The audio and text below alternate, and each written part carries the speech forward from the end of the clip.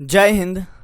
दोस्तों, जैसा कि आप लोगों को पता है कि वर्ल्ड ज्योग्राफी मैंने शुरू की थी, जिसमें हमने वर्ल्ड मैप कर लिया cover, basics of the world map देखे, कॉन्टिनेंट्स देखे, कॉन्टिनेंट्स की कंट्रीज जाने, उनके कैपिटल्स के बारे में जाना। तो ये सब हमने कर लिया।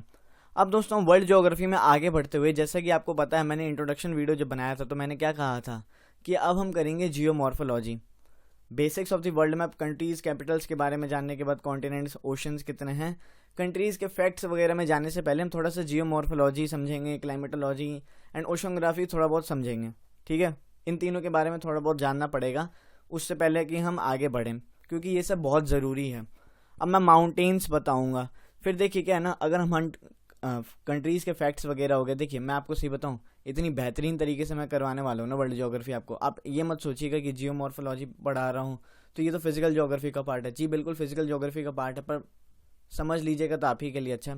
ठीक है, बहुत मज़ा आने वाला है आपको। एक ही चीज़ कहूँगा, जब ये चीज़ ख़त्म हो जाएगी, ज़्यादा दिन नहीं लगेगा मोस्टली इसमें, मानिए तो मेरे ख्याल से 7 से 8 लेक्चर्स शायद इतने ही लगेंगे। हो सकता है रॉक्स में आपका थोड़ा सा टाइम लगेगा। आज हम इंटीरियर ऑफ द अर्थ करेंगे, रॉक्स चैप्टर जब मैं कराऊंगा, रॉक्स टॉपिक, तो हो सकता है उसमें 2-3 लेक्चर लग जाएं, क्योंकि कुछ फैक्ट्स वगैरह भी बता ही दूंगा उसमें। ठीक है, रॉक्स के नाम टाइप्स वगैरह भी होते हैं। स्टार्टिंग का लेक्चर में तो आपको मेजर टाइप्स ऑफ रॉक्स ही बताऊंगा। ठीक है, कि धीरे धीरे डोज दी जाए। एकदम से अगर डोज दे दूंगा तो ओवरफ्लो हो जाएगा ना, दिक्कत ना हो जाए। इसलिए दोस्तों क्या है कि देखिए, जब ये चीज़ कवर हो जाएगी उसके बाद मैंने क्या सोचा है, एंड बेहतरीन सोचा है, आई होप आपको भी अच्छा लगेगा, क्या कि मैं ना वर्ल्ड ज्योग्राफी करा रहा हूँ ना, तो जो आपको वर्ल्ड ज्योग्राफी विद मैप कराऊंगा, जब कॉन्टिनेंट्स वगैरह के फैक्ट्स वगैरह बताऊंगा, जिसमें इंपॉर्टेंट स्टेट्स वगैरह का हो गए, क्रेटर लेक्स वगैरह कहाँ कहाँ फॉर्म है, इंपॉर्टेंट क्रेटर लेक्स वगैरह कहाँ हैं, ओशन, सीज, सब चीज़ जितनी भी फैक्ट्स होती है ना वर्ल्ड ज्योग्राफी के हिसाब से जो हमें जाननी चाहिए, वो सब चीज़ आपको इस सीरीज़ में बताई जाएगी। वर्ल्ड ज्योग्राफी की ये one of the most popular series बनेगी यूट्यूब के इतिहास में। ठीक है, तो बस पूछ रहे आपका सपोर्ट चाहिए, सपोर्ट कीजिएगा। सपोर्ट करने के लिए आपको एक ही चीज़ करनी है, नॉलेज कैसल को सब्सक्राइब करना है। ठीक है, तो आज हम दोस्तों करेंगे interior of the earth, geomorphology का पार्ट है। इंटीरियर ऑफ द अर्थ वैसे जनरली आप देखिएगा तो मैंने बहुत बार आपको 6th में भी पढ़ाया, थोड़ा बहुत 7th में पढ़ा है, पर कुछ फैक्ट्स एंड फिगर्स हैं वो थोड़ा बहुत इसमें जान लेंगे। ये उतना आपको बताइए, कोर, मेंटल एंड क्रस्ट, ये आपको मैं लिथोस्फेयर, एस्थेनोस्फेयर, ये सब मैं आपको बताते हुए आ रहा हूँ। आवर चेंजिंग अर्थ में देखिएगा, वहाँ पे भी बताया था मैंने। फिर major land forms of the earth देखिएगा, शायद 6th में, उसमें भी बताया था। तो ये सब मैं आपको बताते हुए आ रहा हूँ। ऐसा नहीं है कि नई चीज़ें आपको जानने को मिलेंगी, पर आपको जानना पड़ेगा। अगर सीरीज चल रही तो हम एक प्रॉपर वे में करेंगे। पढ़ा दिया उसका ये मतलब नहीं है कि दोबारा नहीं पढ़ाऊँगा, बार बार पढ़ाऊँगा, हर बार पढ़ाऊँगा, क्योंकि मेरा काम है पढ़ाना। ठीक है, आप लोग को समझाना।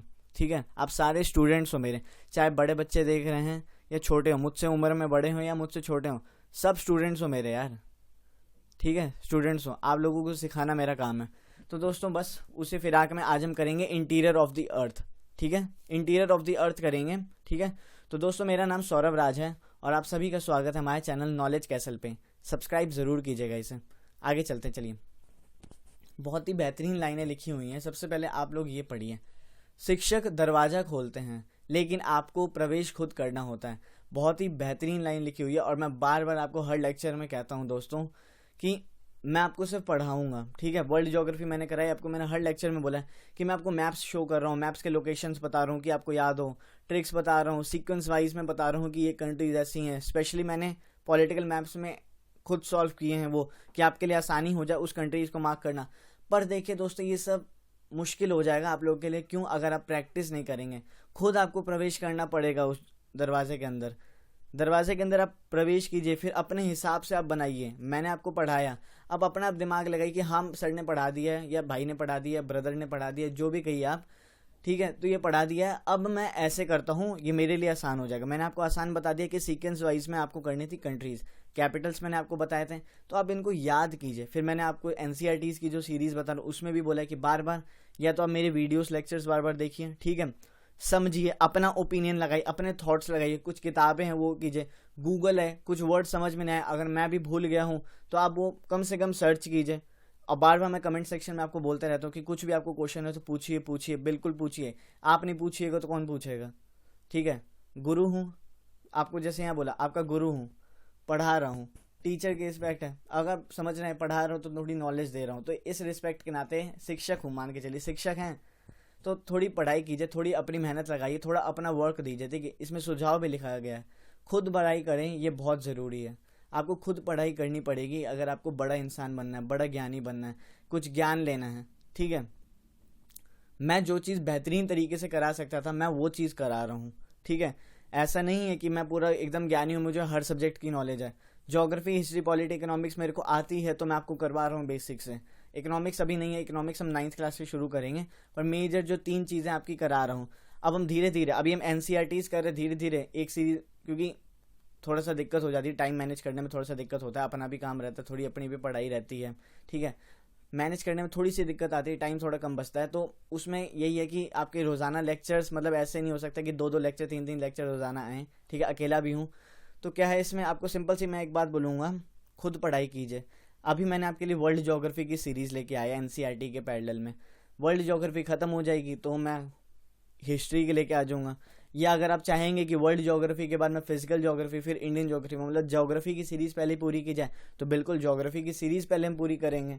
उस सीरीज़ का तो एक पार्ट है दोस्तों वर्ल्ड ज्योग्राफी।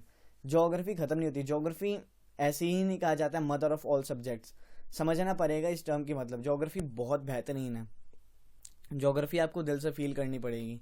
ठीक है, ज्योग्राफी समझिए, दिमाग लगा। एंड ज्योग्राफी 2 ही चीज़ के कारण हो सकती है, 3 चीज़ मैं कहूँगा, टर्म्स वगैरह, ज्योग्राफिकल टर्म्स आपको अच्छे से समझने पड़ेंगे।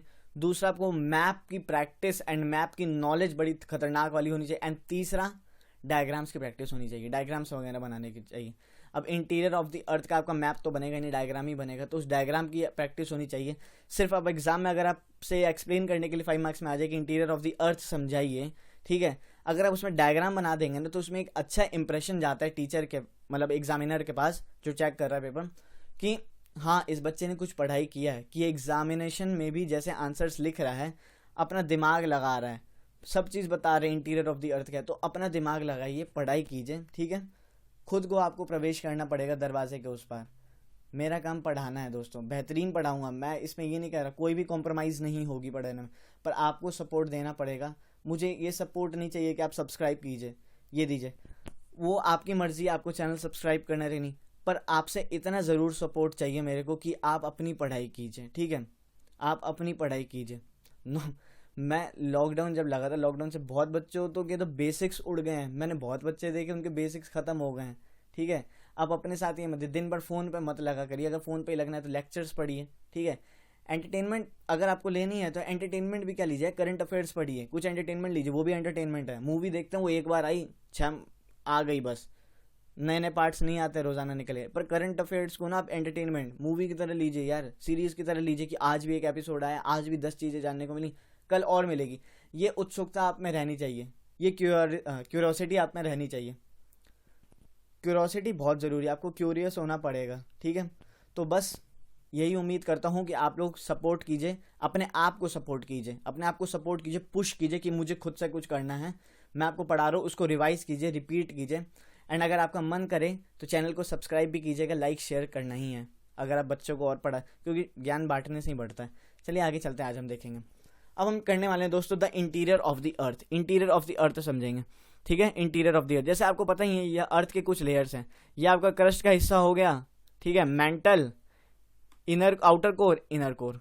ठीक है, ये कुछ आपके हिस्से हो गए, आपने देखा, तो ये 4 हिस्से थे, आपको मैंने बार बार पढ़ाए थे इंटीरियर ऑफ द अर्थ में। ठीक है, आपको मैंने बार बार पढ़ाया है, तो इंटीरियर ऑफ द अर्थ के आपको थोड़े बहुत मैं और पढ़ा देता हूँ, फैक्ट्स फिगर्स बता दूंगा। इंटीरियर ऑफ द अर्थ आपने बच्चों बहुत बार पढ़ा है, ये चीज़ आपको कंप्लीट। देखिए सबसे पहले ना वर्ल्ड ज्योग्राफी में हम सिर्फ states, Capitals, countries, mountains, reverse, plateaus ये सब पढ़े हैं। उससे पहले आपको अपनी पृथ्वी के अंदर क्या चल रहा है, अंदर क्या क्या चीज़ है, उसके बारे में जानना चाहिए कि अंदर इन सब की फॉर्मेशन कैसे हो रही है, क्या क्या चीज़ें बन रही हैं, तो ये सब आपको पता रहना चाहिए। नहीं पता रहेगा दिमाग ख़राब हो जाएगा आपका, कुछ नहीं समझ में आएगा, तो इसलिए पता कीजिए, सपोर्ट कीजिए।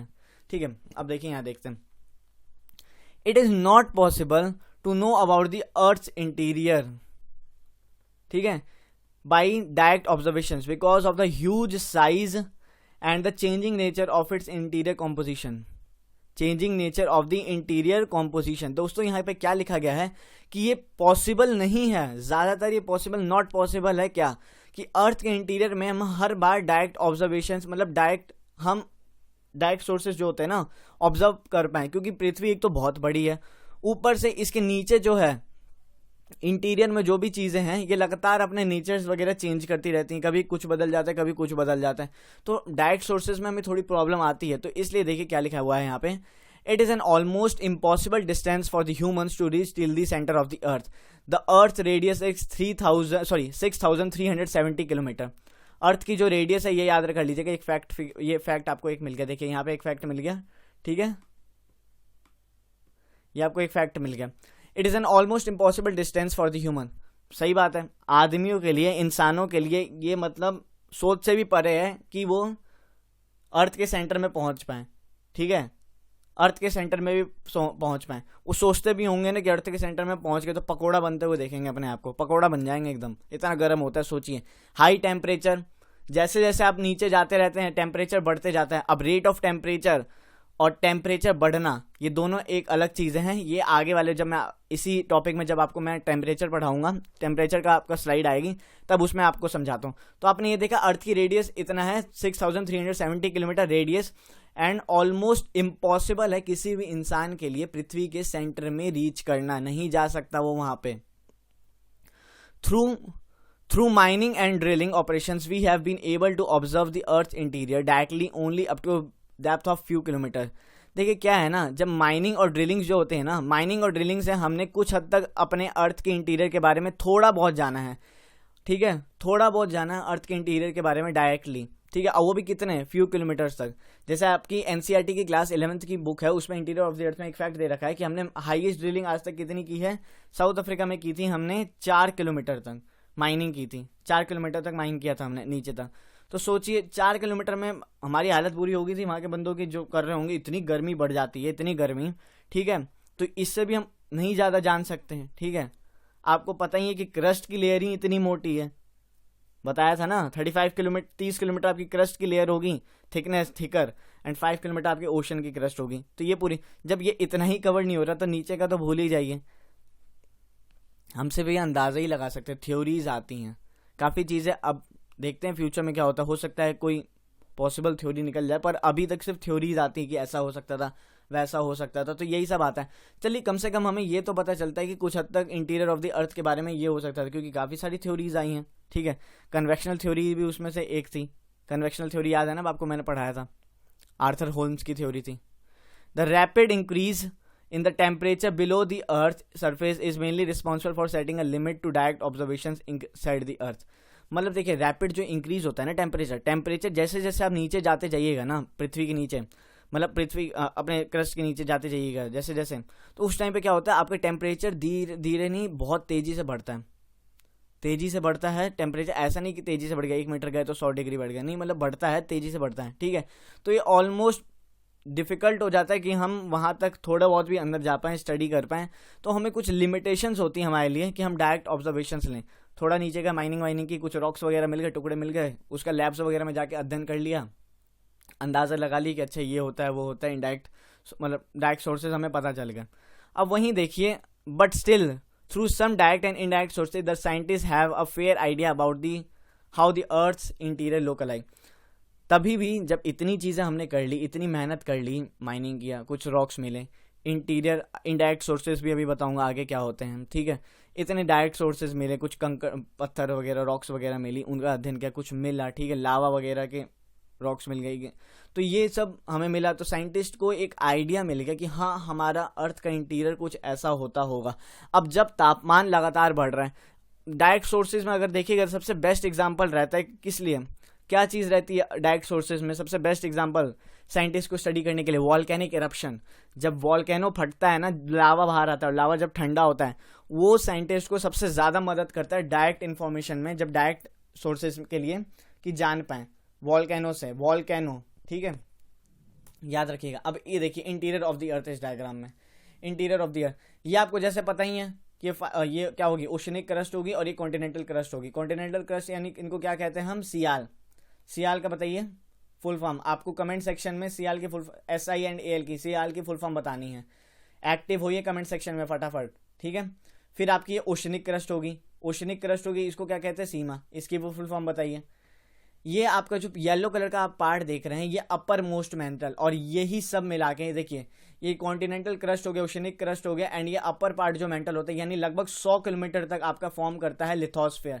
लिथोस्फेयर ये पार्ट होता है आपका continental crust, oceanic crust plus upper part of the mantle, ठीक है, समझ गए ना आप।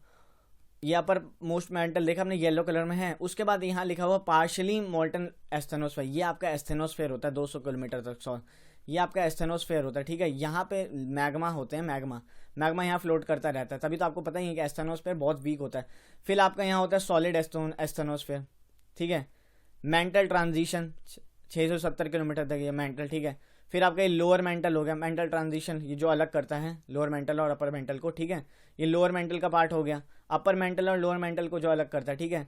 फिर outer molten core, outer core, या आउटर कोर का पार्ट हो गया, ठीक है। और ये inner solid core, inner core मतलब ये सॉलिड पोर्शन में होता है, ठीक है, सॉलिड पोर्शन। डेंसिटी, प्रेशर, सब चीज़ ज़्यादा लग रही है ना, जिस वजह से यहाँ पे ये भी मैं आपको बताऊंगा। चलिए आगे चलते हैं। इंटीरियर ऑफ द अर्थ आपने समझा, अगर डायग्राम की आपको स्क्रीनशॉट लेना है तो आप ले सकते हैं। अब देखते हैं हम sources of information about the interior of the अर्थ। कौन कौन से सोर्सेज हैं जिनसे हमें पता चलता है कि इंटीरियर ऑफ द अर्थ के बारे में थोड़ा बहुत हमें जानने को मिलता है। तो देखिए दो तरीके के सोर्सेज हैं, डायरेक्ट सोर्सेज एंड आपका इनडायरेक्ट सोर्सेज। तो डायरेक्ट सोर्सेज में आपका क्या होता है, deep ocean drilling project, deep ocean जो ड्रिल्स वगैरह हम करते हैं, ड्रिलिंग करते हैं ना, उसका प्रोजेक्ट हो गया। Integrated ocean drilling project, integrated ocean drilling जो प्रोजेक्ट्स वगैरह होते हैं वो होते हैं। फिर आपका हो गया volcanic eruption, most important direct sources का इस्तेमाल होता है इनसे। जब लावा ठंडा हो जाता है, लावा बाहर आया, आपको पता ही है ना, जब तक जो लावा होता है गर्म चीज़ होती है, वो मैग्मा चैम्बर में रहती है, वो धीरे धीरे जब अंदर ऊपर आती है तो उसे मैग्मा कहते हैं। पर जैसे ही वो वेंट से बाहर निकली नीचे फ्लो करने लग जाती तब उसे हम कहते हैं लावा, ठीक है। जब तक बाहर नहीं आती तब तक वो मैग्मा होता है, बाहर आते ही रंग रूप सब चीज़ चेंज कर लिया उसने, और क्या कह दिया हमने, लावा कह दिया। जब ठंडा होता है तो साइंटिस्ट उसकी स्टडी करते हैं, फिर वो जानते हैं थोड़ा इंटीरियर ऑफ द अर्थ के बारे में, और ये आज चल ही रहा है, अभी भी जहाँ भी होता है ना साइंटिस्ट इसकी स्टडी कर ही रहे हैं। फिर इनडायरेक्ट सोर्सेज भी हैं, कुछ इनडायरेक्ट सोर्सेज भी हैं, जिसमें आपका क्या है, टेम्परेचर है, प्रेशर है, डेंसिटी है। डेंसिटी क्या होता है, टेम्परेचर प्रेशर तो आपको पता ही है, मैंने कई बार बता रखा। अब डेंसिटी मैं आपको बताता हूँ। डेंसिटी क्या है, किसी चीज़ की भी अगर डेंसिटी ज़्यादा होगी ना, डेंसिटी, तो वो नीचे धस जाएगा, नीचे चले जाएगा। वही अर्थ कोर के बारे में है, अर्थ के इंटीरियर के बारे में। यहाँ देखिएगा, इधर जैसे जैसे नीचे जा रहे हैं इसकी डेंसिटी ज़्यादा होगी, प्रेशर ज़्यादा पड़ गया, तो यहाँ सॉलिड पोर्शन है, ठीक है, वहीं डेंसिटी ज़्यादा है।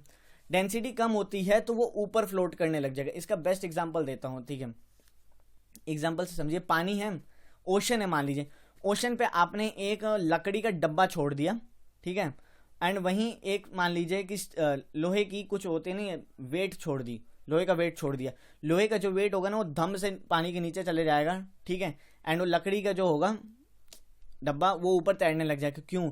क्योंकि वो जो लोहा है, लोहे का जो वेट है वो आपका पानी के मतलब ओशन की डेंसिटी से ज़्यादा है, ओशन की डेंसिटी से ज़्यादा है उस लोहे की डेंसिटी। तो हाई डेंसिटी होने के कारण वो नीचे चला गया, एंड वहीं जो लकड़ी का डब्बा है उसकी डेंसिटी ओशन की डेंसिटी से कम है, जिसके कारण वो ऊपर फ्लोट करे। तो डेंसिटी आप समझ गए। फिर स्टडी ऑफ मीटियोर्स वगैरह की स्टडी, आखिर जो स्पेस में कुछ रॉक डेबरीज वगैरह होती हैं वो भी उनसे भी स्टडी हमें देखने को मिलती है। फिर आपका ग्रेविटी एनोमेली, देखिए ग्रेविटी से भी हमें पता चलता है। ग्रेविटी आपको जैसे कि पता है कि इक्वेटर के पास ग्रेविटी कम होती है, ग्रेविटेशन कम होती है, और वहीं जब हम पोल्स की तरफ जाते जाते तो ग्रेविटेशन ज़्यादा बढ़ती जाती है, इंक्रीज हो जाती है ग्रेविटेशन। अब ग्रेविटी एनोमली देखिए क्या होता है। ग्रेविटी एनोमली देखिए क्या होता है, डिफरेंस होता है gravitational values at different places on the earth, ठीक है। ग्रेविटेशनल वैल्यूज जो होती है ना different places of the earth में, ये अलग अलग होती हैं। अनइवन डिस्ट्रीब्यूशन ऑफ मास, समझ लीजिए अनइवन डिस्ट्रीब्यूशन ऑफ मास। फिर मैग्नेटिक सर्वे से हम समझते हैं, सीज्मिक एक्टिविटी अर्थक्वेक वगैरह से भी होती है, इनसे भी हम समझते हैं इनडायरेक्ट सोर्सेज वगैरह जो होते हैं, ठीक है।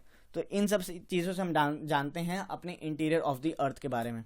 अब आगे चलते हैं। अब देखिए structure of the earth interior, ठीक है, ये थोड़ा आप देख लीजिए। कुछ डिसकॉन्टिन्यूटी, ये जो मेजर जो होती है ना कॉन्टिन्यूटी, कोनार्ड होगी, कोनराड, मोहो, रेपेटी, गुटन्सबर्ग, लैमन, ये कुछ डिसकॉन्टिन्यूटी हैं, इनको आप जान लीजिए।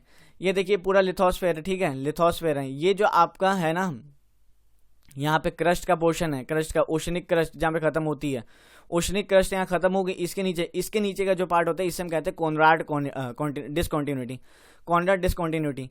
फिर आपका जहाँ पे ये क्या नाम है, अपर मेंटल क्रस्ट का जो होल पोर्शन है सियाल, और ये अलग करता है मतलब यहाँ पे जो लाइन है डिसकॉन्टिन्यूटी है ये जिससे अलग करती है किससे, अपर मेंटल से, इसे हम कहते हैं मोहो डिसकॉन्टिन्यूटी।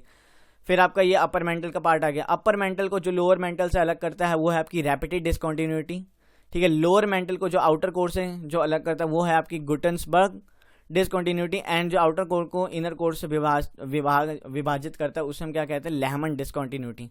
आप सियाल, सीमा एंड निफे जो भी आप कह लीजिए, इनके फुल फॉर्म बताइएगा, ठीक है।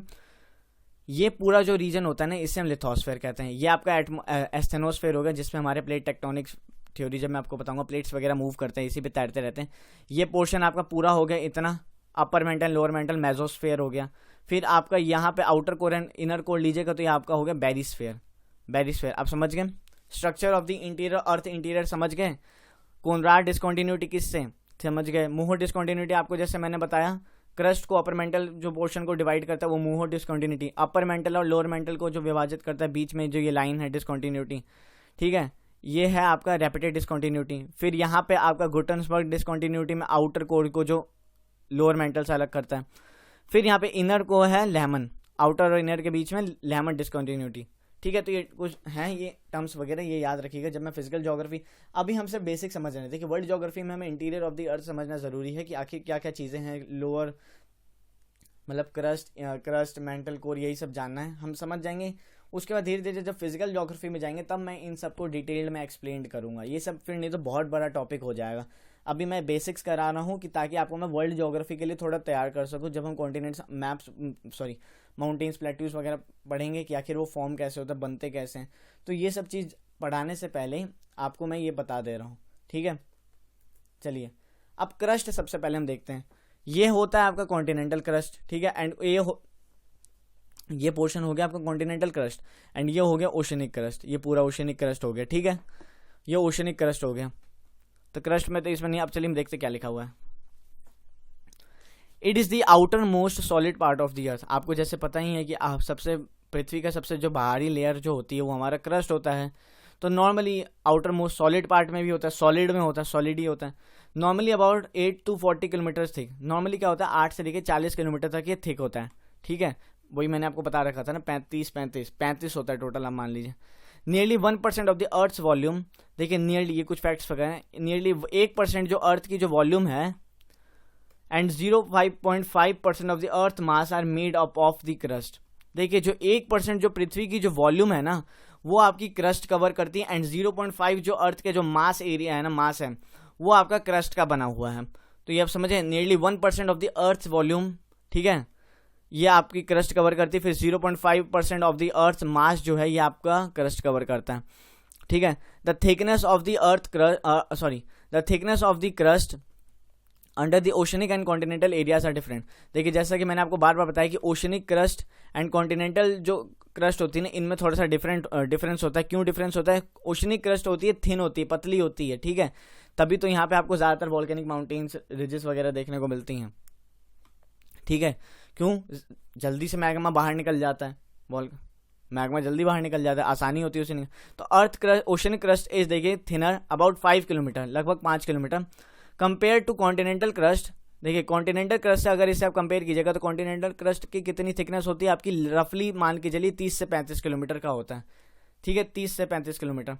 Major constituent elements of crust are, देखिए मेजर कॉन्स्टिट्यूएंट्स वगैरह जो है ना, एलिमेंट्स ऑफ क्रस्ट आर, अब देखिए मैं ही आपको आंसर दे देता हूँ।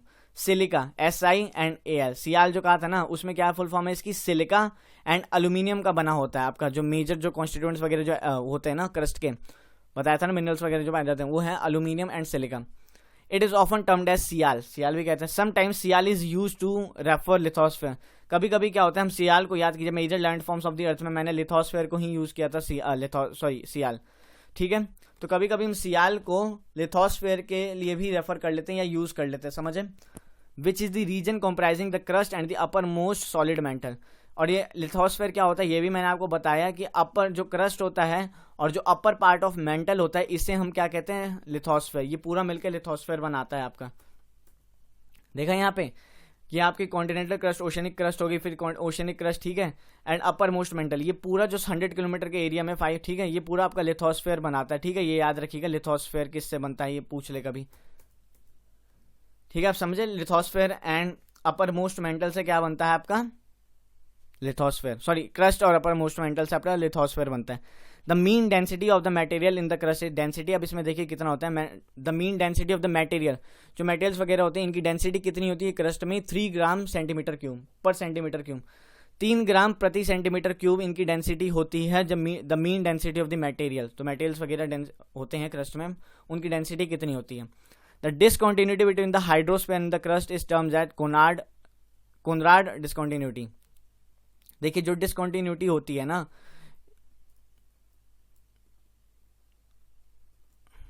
यहां पे आइए,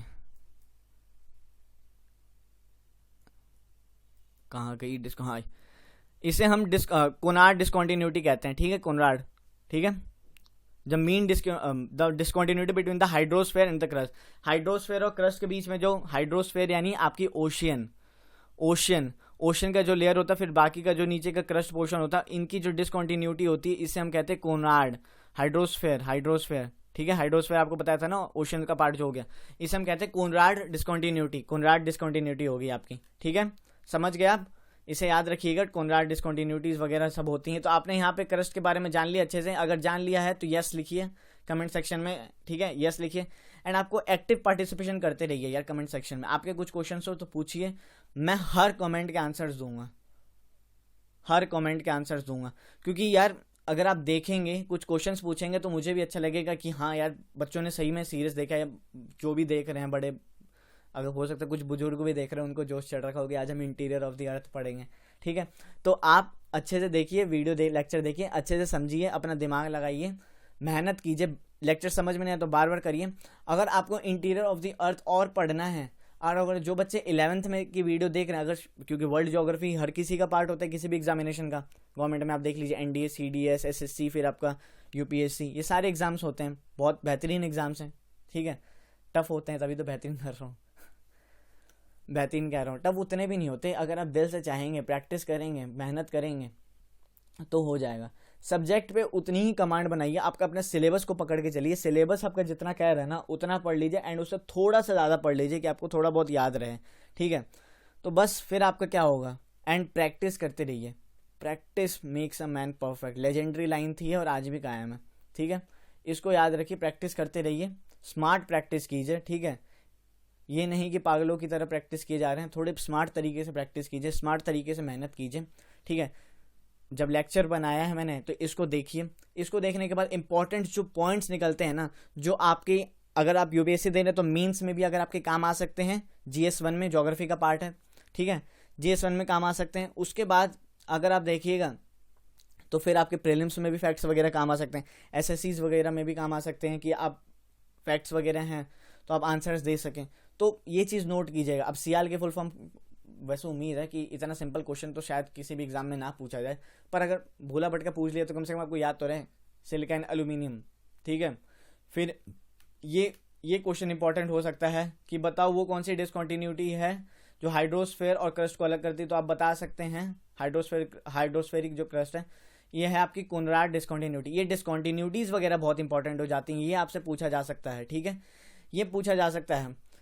तो बस जुड़े रहिए, अभी तो सिर्फ हमने क्या किया है, क्रस्ट किया है, अभी मेंटल कोर करेंगे, तो बस चैनल को सब्सक्राइब कीजिए एंड वीडियो को शेयर कीजिए, लाइक कीजिए, नहीं तो भावनाओं में आप खो जाए कहीं कि यार पढ़ा रहे हैं हम एकदम ध्यान लगा के, तो बस कीजिए, ठीक है। अब हम मेंटल देखते हैं दोस्तों, मेंटल, ये मेंटल पागल वाला मेंटल नहीं कह रहा, ठीक है, मेंटल पागल मतलब नहीं है, ठीक है, मेंटल देखते हैं। अब मेंटल देखिए, यहाँ पे जैसे मैंने आपको बता रखा है, ये देखिए आपका ये अपर मेंटल का पार्ट होगा जो आपकी कहाँ पे टच मारता है, ये लिथोस्फेयर का पार्ट कहलाता है, ये ट्रांजिशन जोन है आपका, अपर मेंटल का जो ट्रांजिशन जोन है जो लोअर मेंटल से अलग करता है, ये ट्रांजिशन जोन है। एंड इस जोन को हम क्या कहते हैं दोस्तों, अपर मेंटल और जो लोअर मेंटल को अलग करता है, ठीक है, एक मिनट रुकिएगा, इस जोन को हम क्या कहते हैं दोस्तों, रैपिड डिसकॉन्टिन्यूटी, रैपिड डिसकॉन्टिन्यूटी कहते हैं, याद है ना। मोहर डिसकॉन्टिन्यूटी क्या होता है, जो आपका क्रस्ट को किससे, अपर मेंटल से अलग करता है, उसको हम मोहर डिसकॉन्टिन्यूटी कहते हैं। अपर मेंटल को जो लोअर मेंटल से ट्रांजिशन जोन है जो, उसे क्या कहते हैं हम, रैपिड डिसकॉन्टिन्यूटी। तो ये सब याद रखिएगा। ये आपका अपर मेंटल एंड लोअर मेंटल का पार्ट हो गया, ठीक है। ये इसमें वही बता रखा है, क्या नाम है, कन्वेक्शनल करंट। कन्वेक्शनल करंट मैंने आपको पढ़ाया था, ठीक है। आप अगर देखना चाहते हैं तो आप 7th का जो चैप्टर नंबर 3 है आवर चेंजिंग अर्थ वो देख सकते हैं, ठीक है। The portion of the interior beyond the crust is called the mantle. देखिए वो पोर्शन जो क्रस्ट के बाद वाला जो लेयर है उसे मैंटल कहते हैं, ये सब आपको पता है। The discontinuity between the crust and the mantle is called Mohorovicic discontinuity और मोहो डिसकंटिन्यूटी, ठीक है। ये रही आपकी मोहो डिसकंटिन्यूटी, ठीक है। क्रस्ट और जो अब मेंटल को चेंज करती है इसे मोहो डिसकंटिन्यूटी कहते हैं। आपने देखा यहाँ पे क्या लिखा हुआ है, the discontinuity between the crust and the mantle is called Mohorovicic और डिसकंटिन्यूटी और मोहो डिसकंटिन्यूटी आपको मैंने बताया। फिर अपर, ये है आपका क्रस्ट और जो मेंटल को अलग करता है, अपर मेंटल को, वो जिसको अलग करती है डिसकंटिन्यूटी, उसे हम कहते हैं मोहो डिसकंटिन्यूटी। पर जो अपर मेंटल एंड लोअर मेंटल को अलग करता है उसे क्या कहते हैं, रैपिड डिसकंटिन्यूटी। ये याद रखिएगा, यहाँ पे देख लीजिए, स्पेलिंग देख लीजिए एक बार, आप देख लीजिए। ये मोहो डिसकंटिन्यूटी होगी और आपकी ये रैपिड डिसकंटिन्यूटी होगी, ठीक है। ठीक है, ये आप समझ गए, मोहो डिसकंटिन्यूटी कहते हैं हम, जो कहाँ, किसको, क्रस्ट एंड मेंटल के बिटवीन में है, ठीक है। The mantle is about 2900 kilometre in thickness. देखिए मेंटल देखिए कितना बड़ा, कितना ज़्यादा थिक है, आपका 2900 किलोमीटर थिकनेस है इसकी, किसकी, मेंटल की। नील 84% of the earth volume and 67% of the earth mass is occupied the mental. देखिए 84%, 1% वॉल्यूम थी आपकी किसकी, क्रस्ट की, एंड 0.5% मास था क्रस्ट का। वहीं मेंटल का अगर देखिएगा तो नियरली 84% जो अर्थ की वॉल्यूम है एंड 67% जो अर्थ का मास है ये कवर करता है आपका, कौन, मेंटल कवर करता है आपका, इज ऑक्यूपाइड बाय मेंटल। मतलब नियरली 84% ऑफ द अर्थ की जो पृथ्वी की वॉल्यूम है एंड 67% जो पृथ्वी का जो मास है ये कौन कवर करता है, आपका मेंटल कवर करता है। द मेजर कॉन्स्टिट्यूएंट एलिमेंट्स, अब बताइए, अभी मैंने अभी पढ़ाया था, मेजर कॉन्स्टिट्यूएंट्स एलिमेंट्स जो क्रस्ट में पाए जाते हैं वो कौन से हैं, आंसर कमेंट सेक्शन में फटाफट हाथ चलाइए उधर। मेजर कॉन्स्टिट्यूएंट्स जो आपके एलिमेंट्स वगैरह हैं ये मेंटल में जो पाए जाते हैं ये क्या है, silicon and magnesium. Silicon and magnesium जिसे हम प्यार से क्या कहते हैं, सीमा, ओ मेरी सीमा, ठीक है, सीमा कहते हैं, ठीक है, सीमा कहते हैं सिलिकॉन एंड मैग्नीशियम, जो मेजर कॉन्स्टिट्यूएंट जो पाए जाते हैं यहाँ पे।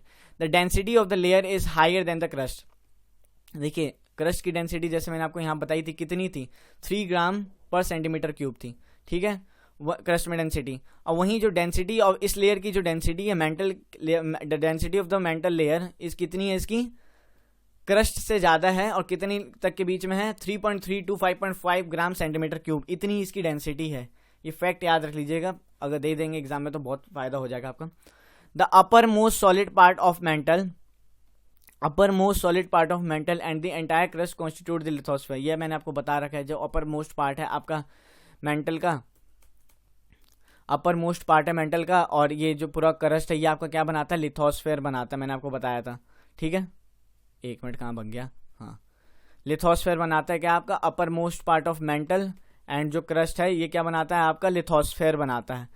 The asthenosphere in between 80 to 200 kilometre, जैसे मैंने बताया ना कि 100 किलोमीटर तक आप मान के चलिए कि आपकी क्या है, 80 किलोमीटर इसमें 100 किलोमीटर तक आपकी वो है लिथोस्फीयर। लिथोस्फीयर के नीचे आपका 100 से 200 क्या है, एस्थेनोस्फीयर, ठीक है। एस्थेनोस्फीयर क्या, देखिए एस्थेनोस्फीयर है हाईली विशियस, यहाँ पे जो मैग्मा है ना हाईली विशियस है, मतलब लिक्विड फॉर्म में है, ठीक है, गाढ़ा लिक्विड है, वो तैरता रह रहा है, एकदम पानी जैसा लिक्विड मत समझ लीजिएगा।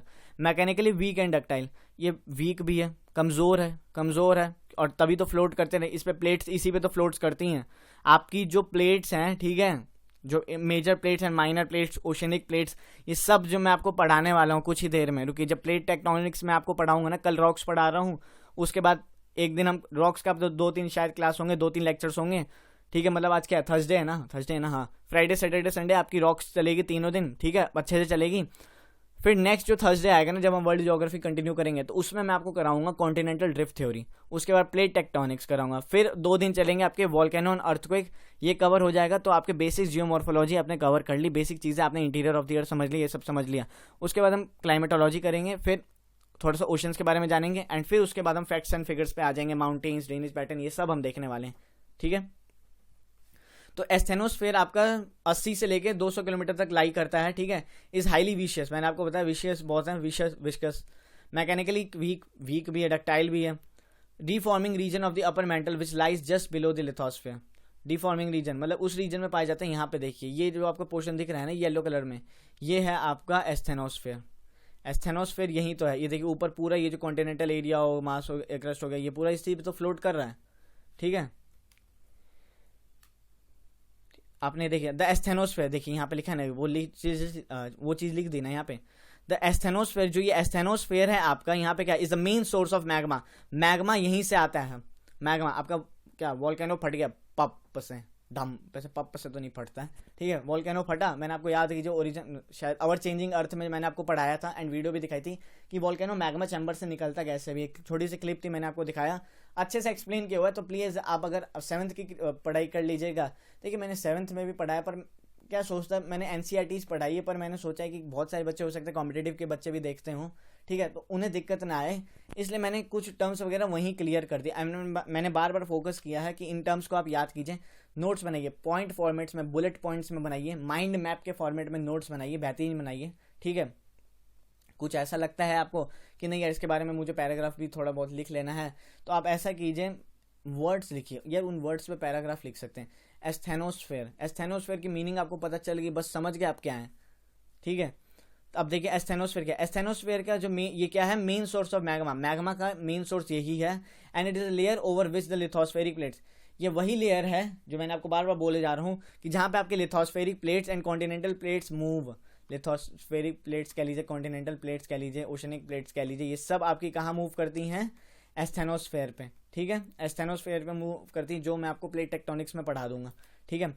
The discontinuity between the upper mantle and the lower mantle is known as rapid discontinuity, ये मैंने आपको बताया ना। यहाँ देखिए अपर मेंटल और लोअर मेंटल में जो डिसकॉन्टिन्यूटी क्रिएट करती ट्रांजिशन है, इसे हम क्या कहते हैं, रैपिड डिसकॉन्टिन्यूटी। ये पूरे इंपॉर्टेंट है, इन सबको याद रखिएगा, ठीक है। रैपिड डिसकॉन्टिन्यूटी इसे हम कहते हैं, ठीक है, समझ गए, वही बता रखा। The discontinuity between the upper mantle and the lower mantle is known as rapid discontinuity. The portion of the mantle which is just below the lithosphere and asthenosphere but above the core is called mesosphere. ये important है, ये भी आपको मैं दिखाता हूँ diagram में, कहा है वो पोर्शन जो लिथोस्फेयर है, ठीक है, और जो एस्थेनोस्फेयर है इसके नीचे है, पर क्या है ये कोर के ऊपर है, इसे हम क्या कहते हैं, मेसोस्फियर कहते हैं। ये रहा आपका, देख लीजिए, देख रहे हैं, ये एस्थेनोस्फेयर यहाँ खत्म हुआ, इस पूरे को हमने लिथोस्फेयर किया, एस्थेनोस्फेयर तो चलिए एक अलग पार्ट हो गया। अब ये जो पूरा इसका पार्ट है ना, आप ये देखिए अपर मेंटल से लेके एस्थेनोस्फेयर के नीचे का जो पार्ट है, ये पूरा जो यहाँ से जाके एंड ये जो पूरा आपका लोअर मेंटल का पार्ट है, पर ये कोर से ऊपर है, कोर से ऊपर एस्थेनोस्फेयर के नीचे, ये पूरा जो अपर मेंटल लोअर मेंटल आएगा, इसको क्या कहते हैं हम, मेसोस्फियर कहते हैं, मेसोस्फियर, ये टर्म याद रखिएगा, मेसोस्फियर कहते हैं। तो आपने मेंटल भी देख लिया, आई होप आपने मेंटल अच्छे से समझा, ठीक है। अब हम देखते हैं कोर, लास्ट पार्ट है अपना, कोर देखेंगे। It is the inner most layer surrounding the earth centre, सबसे पृथ्वी का सबसे निचला हिस्सा है अंदर में, ठीक है, कोर, ठीक है। The core is separated from the mantle by Gutenberg discontinuity. देखिए यहाँ पे दिखाता हूँ, ये डिसकंटिन्यूटी बड़ा आ रहा है इसमें, ठीक है। ये जो आपका कोर है, outer core and inner core, इसको, ठीक है, ये लोअर मेंटल से किस डिसकंटिन्यूटी से अलग होता है, ये है आपकी गुटेनबर्ग डिसकंटिन्यूटी। आपको किससे अलग करती है, लोअर मेंटल और आउटर कोर को, ठीक है। आउटर कोर और लोअर मेंटल को विभाजित करती कौन सी डिसकंटिन्यूटी, गुटेनबर्ग डिसकंटिन्यूटी। ये इस चीज की तो आप स्क्रीनशॉट लीजिए, बिल्कुल लीजिए यार, या तो कॉपी ले रखे है ना, फटाफट हाथ चलाइए और डायग्राम बनाइए, फटाफट एकदम एक्टिव होइए, फटाफट कीजिए, फटाफट एकदम हाथ चलाइए अपने। ये चीज आपसे पूछी जा सकती है, हो सकता है एग्जाम में पूछ ले कि बताइए उस डिसकंटिन्यूटी का क्या नाम है जो लोअर मेंटल और आउटर कोर को अलग करती है। आप सोचने लग जाएंगे क्या नाम है यार उसका, मैं भूल रहा हूँ। ये आपको बाल ना खुजलाने पड़े, या सर ना, बाल नहीं बाल थोड़ी खुजलाते हैं, सर ना खुजलाना पड़े, तो याद रखिए यार, डायग्राम सामने है, आप लिखिए, डेफिनेशन भी बता रहा हूँ, ठीक है, कि किससे क्या अलग होता है, ये भी बताया, बाकायदा एक्सप्लेन किया हुआ है। तो फिर काहे की टेंशन लेते हो बबुआ, मत लो टेंशन, ठीक है। तो आपको मैंने बताया ना, द कोर जो है आपका, ये किससे सेपरेट होता है, मेंटल से, तो इसे हम क्या कहते हैं, गुटेनबर्ग डिसकंटिन्यूटी कहते हैं। It is compose mainly of iron and निकल, ठीक है, ये उल्टा लिख दिया, यहाँ पे निकल आना चाहिए था, यहाँ पे आयरन, तो ठीक है। तो दो मेनली जो यहाँ पे कॉम्पोज मिनरल्स जो पाए जाते हैं यहाँ पे, ठीक है, जो मिनरल्स यहाँ पे मेनली पाए जाते हैं वो क्या है आपके, hence it is called nife, nickel and iron, ठीक है, नाइफ, ठीक है। The core constitutes nearly 15% of the earth volume and 32.5% of the earth mass. Core जो है आपका लगभग ये 15% पृथ्वी की वॉल्यूम कवर करता है, एंड लगभग 32.5% आपका अर्थ का मास कवर करता है, ठीक है। अब ये आपसे क्वेश्चन पूछता हूँ मैं, अभी मैंने पढ़ाया, बताइए क्रस्ट एंड मेंटल कितना कवर करते हैं, वॉल्यूम और मास, ठीक है। The core constitutes nearly 15% of the earth volume and 32.5% of the earth mass, ये इतना कवर करता है, आपने देखा। अब यहाँ पे देखिए डेंसिटी देखते हैं। The core is the densest the core is the densest layer of the earth which its density ranges. देखिए कोर की जो डेंसिटी है ना, कोर में जो डेंसिटी है इसकी कितनी रेंजेस हैं, 9.5 से लेके 14.5 ग्राम सेंटीमीटर पर सेंटीमीटर क्यूब इसकी डेंसिटी है कोर की, ठीक है। ये भी फैक्ट फिगर है, ये याद रख लीजिएगा, ठीक है। अब देखिए क्या लिखा हुआ है यहाँ पे, the core consist of two sub layer, the inner core and outer core. यहाँ पे मैंने आपको दिखाया था ना, ये आपका आउटर कोर हो गया, ये इनर कोर हो गया, ठीक है। यहाँ पे 2 लेयर्स में भी बांट रखा है कोर को, ठीक है। The inner core is solid state and the outer core is in liquid state और सेमी लिक्विड। देखिए जो इनर कोर है ना, इनर कोर जो है पृथ्वी का, ये आपका सॉलिड फॉर्म में, सॉलिड स्टेट में है। एंड वहीं जो आउटर कोर है सॉलिड फॉर्म में, तो जाहिर सी बात है डेंसिटी ज़्यादा होगी, किसी भी सॉलिड चीज़ की डेंसिटी ज़्यादा होगी। फिर आपका लिक्विड फॉर्म में है तो ठीक है, वो थोड़ा कम डेंसिटी है तो ऊपर है। अब आप ये देखिए इनर कोर में अगर सॉलिड स्टेट में जो है वो है आपका प्योरली सॉलिड में है, एंड वहीं जो आउटर कोर है ये इन लिक्विड सॉलिड है या लिक्विड स्टेट में या सेमी लिक्विड कह लीजिए, सेमी लिक्विड में, ठीक है, सेमी लिक्विड में थोड़ा बहुत सॉलिड पोर्शन आपको यहाँ पे मिल जाएगा। अब वो discontinuity, the discontinuity between the upper core and the lower core are called Lehmann discontinuity, ये भी देख लीजिए। वो डिसकंटिन्यूटी जो outer core and inner core के बीच में है उसे हम क्या कहते हैं, लेहमन डिसकंटिन्यूटी, लेहमन डिसकंटिन्यूटी, ठीक है, ये याद रखिएगा, लेहमन डिसकंटिन्यूटी। अब यहाँ पे लिखिए लेहमन डिसकंटिन्यूटी आपने देखा। अब हम यहाँ देखिए barysphere is sometimes used to refer the core of the earth और समटाइम्स द होल इंटीरियर। देखिए एक बार मीनिंग समझिए, बैरिस्फीयर जो है आपका कभी कभी क्या कि इसे हम किस लिए यूज करते हैं, कोर को रेफर करने के लिए, और sometimes the whole earth whole interior को कवर करने के लिए। जैसे यहाँ पे दिखाता हूँ मैं आपको, इस पूरे पोर्शन को हम या तो बैरिस्फीयर कह लेंगे, outer core and inner core, या inner interior of the earth, inner core, inner जो पोर्शन होता है पृथ्वी का, इसी के लिए भी हम क्या टर्म यूज करते हैं, बैरिस्फीयर, समझते हैं। तो मेसोस्फीयर, बैरिस्फीयर, लिथोस्फीयर, ये समझ गए, लिथोस्फीयर नीचे के पोर्शन हो गए। लिथोस्फीयर के ऊपर आप जाएंगे तो एटमोस्फीयर, हाइड्रोस्फीयर, बायोस्फीयर, ये सब चीज़ें भी हैं। स्फीयर मतलब स्फीयर देखिए कितने तरीके के हैं, लिथोस्फीयर, एस्थेनोस्फीयर, मेसोस्फीयर एंड बैरिस्फीयर, आप समझ गए ना। लिथोस्फीयर आपका तो 100 किलोमीटर के रेंज जो भी हो गया, अपर पार्ट आपका मेंटल का and oceanic crust and continental crust जो भी है, ठीक है, ये आ गई आपकी लिथोस्फीयर में। एस्थेनोस्फीयर वीक पार्ट है, पूरा मैग्मा यहाँ पे भरा हुआ है, इसे हम एस्थेनोस्फीयर कहेंगे। मेसोस्फीयर आपका अपर मेंटल एस्थेनोस्फीयर के नीचे से शुरू होता है, एंड लोअर मेंटल पूरा ये क्या है, मेसोस्फीयर, इसे हम कहेंगे। And outer core and inner core को क्या कहेंगे हम, बैरिस्फीयर, ठीक है। तो आप ये क्रस्ट मेंटल कोर समझ गए, अच्छे से समझ गए ना। अब देखते हैं हम temperature, pressure and density of the earth interior. याद कीजिए ये वो थे ना इनडायरेक्ट सोर्सेज वगैरह थे, तो वही हम देखने वाले हैं कि आखिर कैसे। तो temperature, pressure and density of the earth interior अब हम देखते हैं, ठीक है। A rise in temperature with increase in depth is observed in mines and deep wells. देखिए जैसे जैसे आपको पता है कि हम नीचे जाएंगे पृथ्वी के तो तापमान बढ़ते जाएगा, तो वही यहाँ पे बता रहे कि जैसे जैसे माइनिंग्स वगैरह में और डीप वेल्स ड्रिलिंग्स वगैरह में हमने देखे हुए हैं कि तापमान बढ़ता है, ठीक है, तापमान बढ़ता है, तो वही चीज़ यहाँ पे बता रहे कि इंक्रीज इन टेम्परेचर जैसे जैसे हम नीचे जाएंगे। These evidence along with molten lava erupted from Earth's interior supports that the temperature increases towards the center of the Earth.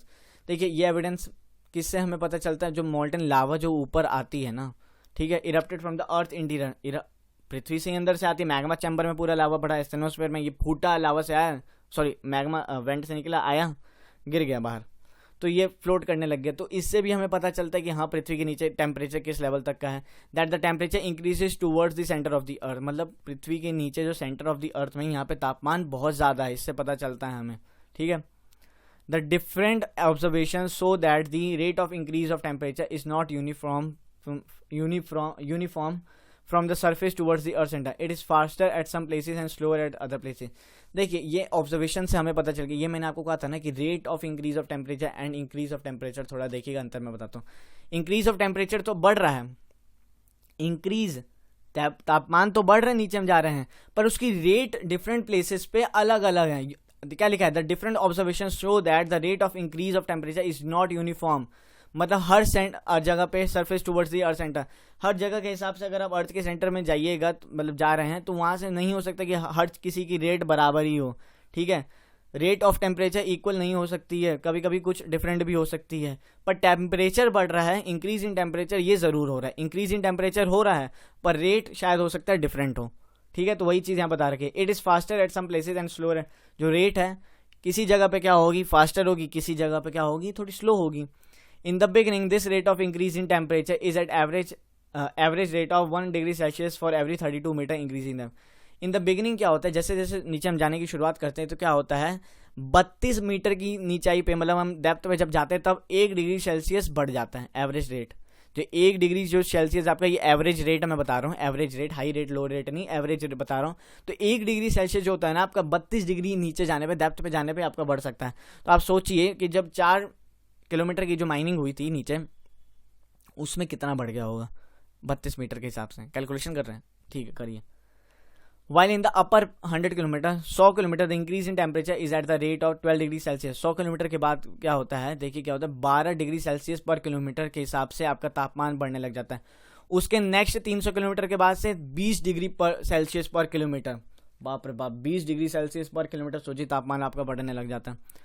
But going further deep, इसके बाद जब हम नीचे जाने लगते हैं ना 300 किलोमीटर के बाद, तो उसमें क्या होता है कि रेट डिक्रीजेज, रेट थोड़ा ये इसी रेट की बात कर रहा था, इसी रेट की बात कर रहे थे हम, ठीक है। रेट ऑफ कम हुआ ना 12-20, ये सेम तो है नहीं पर तापमान बढ़ रहा है ये आपको पता है, इंक्रीज हो रहा है temperature. But for going further deep this rate reduces to mere 10 degree Celsius per kilometre. उसके बाद क्या होता है 300 किलोमीटर के बाद कि रेट जो होता है रिड्यूस होता है लगभग 10 डिग्री सेल्सियस मान लीजिए पर किलोमीटर के हिसाब से बढ़ना शुरू हो जाता है। Thus it is assumed that the rate of increase of temperature beneath the surface is decreasing towards the center। देखिए वही बता रखा है कि रेट ऑफ जो टेम्परेचर जो है ना आपका ये जैसे जैसे नीचे जाते जाएंगे आपका वो रेट गिरते जाता है, ठीक है। अब यहाँ पे वही चीज़ लिख रखी है, do not confuse rate of increase of temperature with increase of temperature. Rate of temperature जो इंक्रीज हो रहा है या इंक्रीज ऑफ टेम्परेचर सही से आप क्या बोलते हैं कन्फ्यूज मत कर लीजिएगा। Temperature is always increasing from the earth surface towards the centre पर, क्योंकि तापमान हमेशा इंक्रीज होगा जब आप अर्थ की सरफेस से सेंटर की तरफ जाएंगे। वही चीज़ है, रेट अलग हो सकती है पर टेम्परेचर हमेशा इंक्रीज होगा, वही मैं बता रहा हूँ आपको। The temperature at the centre is estimated to lie some bond. देखिए पृथ्वी के सेंटर में जो तापमान जो लगभग आप माना जा सकता है वो कितना के लगभग हो सकता है आपका 3000 degree Celsius and 5000 degree Celsius, ठीक है। पता नहीं पकोड़े बन जाएंगे, पकोड़े भी नहीं बनेंगे, कुछ बचेगा ही नहीं। 3000 degree Celsius and 5000 degree Celsius, सोचिए पृथ्वी के कोर सेंटर में इतना तापमान, ठीक है। May be that much higher due to the chemical reaction under high pressure condition. नीचे आपको पता ही हाई प्रेशर कंडीशंस वगैरह, तो इसके तहत क्या हो सकता है हाई केमिकल रिएक्शंस की वजह से यहाँ पे तापमान हो सकता है इतना ज़्यादा बढ़ रहा हो। तो वही अब हम देखते हैं, अब प्रेशर देखेंगे। टेम्परेचर आपने देखा, टेम्परेचर, अब हम देखते हैं pressure. Just like the temperature the pressure is also increasing from the surface toward the centre. जैसे जैसे आपको पता है कि टेम्परेचर जैसे जैसे नीचे जाते हैं बढ़ता है तो वैसे ही आपका प्रेशर भी इंक्रीज होता है, हाई प्रेशर हाई लो, ठीक है। हाई प्रेशर भी हो जाता है जैसे जैसे हम नीचे जाते हैं, प्रेशर दबाव जो होता है आपका। Just like the temperature the pressure is also increasing from the surface toward the centre of the अर्थ। सतह से जैसे जैसे हम नीचे जाएंगे सेंटर ऑफ द अर्थ में वहाँ प्रेशर भी इंक्रीज होगा। It is due to the huge weight of overlying materials like rock.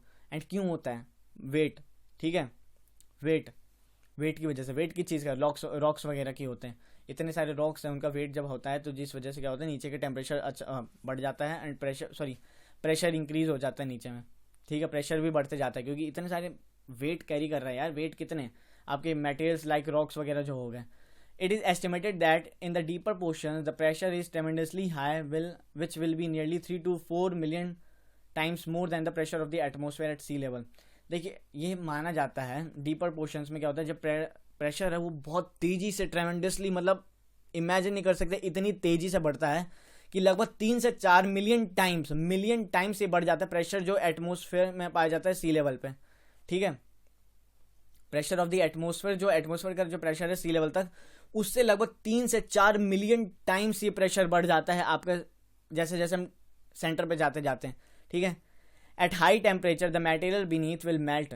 High temperature पे आपको पता ही है कि मटेरियल्स क्या होता है पिघलने शुरू हो जाते हैं, मेल्ट हो जाते हैं, melt towards the centre. Melt towards the centre of the part but due to the heavy pressure. देखिए हाई टेम्परेचर की वजह से क्या होता है, मटेरियल्स जो होते हैं वो गल तो जाते हैं सेंटर पार्ट में, पर क्या होता है अर्थ की हैवी प्रेशर के कारण these मॉल्टन materials acquire the properties of A solid and probably in A plastic state. मॉल्टन आपका पता ही है, देखिए टेम्परेचर जैसे जैसे बढ़े, टेम्परेचर जैसे जैसे बढ़ता है ना, आप अपना कुछ भी ले लेते हैं या गोल्ड भी हाई टेम्परेचर में पिघल जाता है, ठीक है, वैसे सॉलिड पोर्शन में रहेगा। तो गोल्ड जैसे जैसे गोल्ड नहीं, अब मानिए नीचे जैसे जैसे जा रहे हैं, आपका तापमान तो बढ़ रहा है, तो उसी कारण से क्या होता है काफ़ी सारे मेटेरियल्स वगैरह होते हैं, मोल्टन रॉक्स वगैरह होते हैं, ये सारे हैवी पिघल जाते हैं, मटेरियल्स वगैरह पिघल जाते हैं, मतलब ठीक है। उस पर क्या होता है जो प्रेशर जो लगता है ना, हैवी प्रेशर, तो ये दब के, ठीक है, these molten material acquire the properties of A solid portion, उसके तहत क्या होता है ये सॉलिड में हो जाता है। तभी आप देखिएगा कि टेम्परेचर तो बहुत है, बहुत ज़्यादा है इनर कोर में, 5000 डिग्री सेल्सियस के आसपास, पर इतना प्रेशर ले रखा है ना ऊपर से, जो मैं आपको बार बार बता रहा था, प्रेशर आ रखा है, ठीक है, इनर कोर, आउटर कोर, ठीक है, आउटर कोर मैग्मा, ऊपर पूरे रॉक्स वगैरह, फिर लावा फ्लोट कर रहा है, इन सब के टेम्परेचर के कारण एंड प्रेशर के कारण क्या होता है वो सॉलिड फॉर्म में ले लेता है, सॉलिड फॉर्म में हो जाता है उसका, ठीक है, सॉलिड स्टेट में आ जाता है। आप प्रेशर भी अच्छी बात है, आप समझ गए होंगे। अब हम आगे चलते हैं डेंसिटी, लास्ट टॉपिक अपना आज के इंटीरियर ऑफ द अर्थ का। Due to increase in pressure and presence of heavier materials like nickel and iron, nickel iron towards the centre, the density of the earth layers also gets on increasing towards the centre. देखिए increasing pressure, ठीक है, increasing pressure and heavy materials, iron heavy material है, फिर निकल आपका heavy material, ये क्या होता है आपके सेंटर वगैरह में कोर में पाया जाता है। तो इसके कारण भी क्या होता है जो आपकी डेंसिटी ऑफ द अर्थ की जो लेयर की डेंसिटी है ना, ये भी इंक्रीज होनी शुरू हो जाती है जैसे जैसे आप सेंटर में जाते जाते हैं। क्रस्ट की डेंसिटी आप याद करिए कितनी थी, मेंटल की कितनी थी, एंड वहीं कोर की कितनी थी, डेंसिटी बढ़ी ना। तो वही चीज़ यहाँ पे है कि हैवी चीज़ क्या होता है नीचे जाती है तो डेंसिटी बढ़ती है, हैवी चीज़ नीचे ही जाएगी। मैंने आपको एग्जाम्पल समझाया था पानी का, ओशन का, ठीक है। The average density of the layers gets and increasing from crust to core.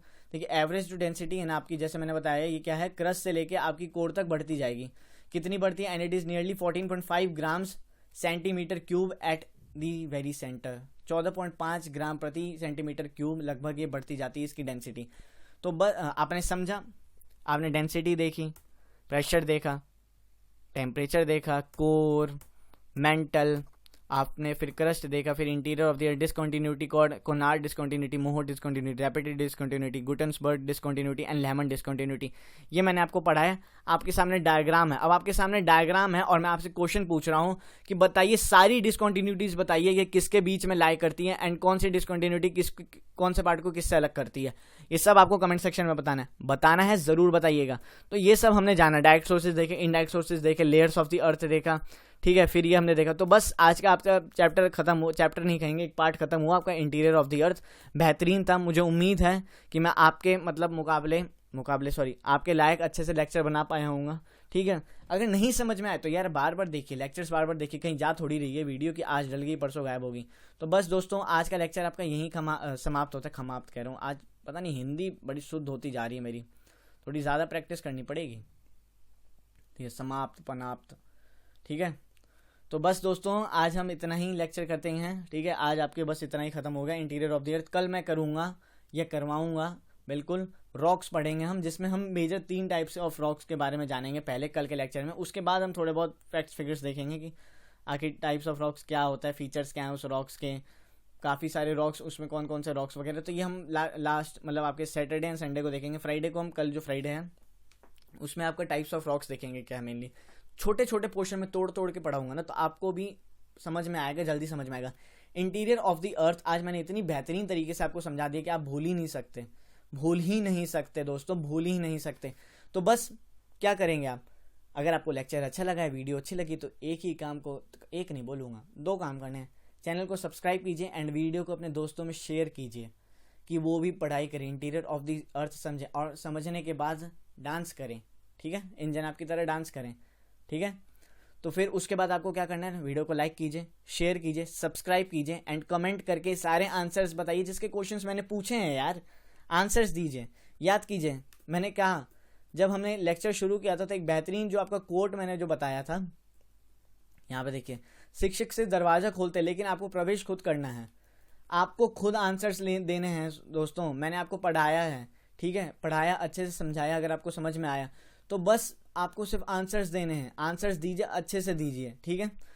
Participate कीजिए, खुद के लिए रास्ता बनाइए। सिर्फ लेक्चर देखिए और फिर 10 दिन के लिए छोड़ दीजिए कि अरे कल बनाएंगे नोट्स, परसों बनाएंगे। लेक्चर देखते देखते बनाइए, ठीक है। तेजी में भाग रहा है तो स्पीड थोड़ी कम कर दीजिए, थोड़ा धीरे पे चला दीजिए, 0.75 स्पीड पे चलाइए वीडियो, ठीक है।